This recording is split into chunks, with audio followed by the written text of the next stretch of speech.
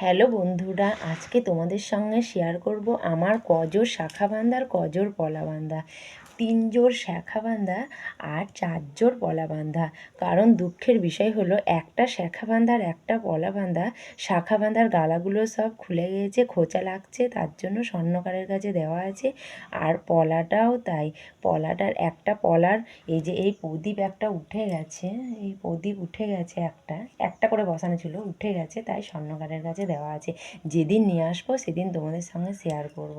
আর এই দেখো এখন পরে নিয়েছি, এই লোহা বাঁধাটা 12 মাস পরে থাকে, এই শাখা বাঁধাটাও 12 মাস পরে থাকে, আর এই পলা বাঁধাটা 12 মাস পরে থাকে। আর এটা কোথাও যাওয়া আসার জন্য তোলাপাড়া করি শাখাটা, আর এইটা পলাটাও তাই তোলাপাড়া করি।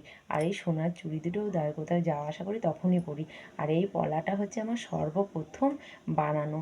তাহলে মোট আমার 4টে পলা বাঁধা, 3 জোড় শাখা বাঁধা।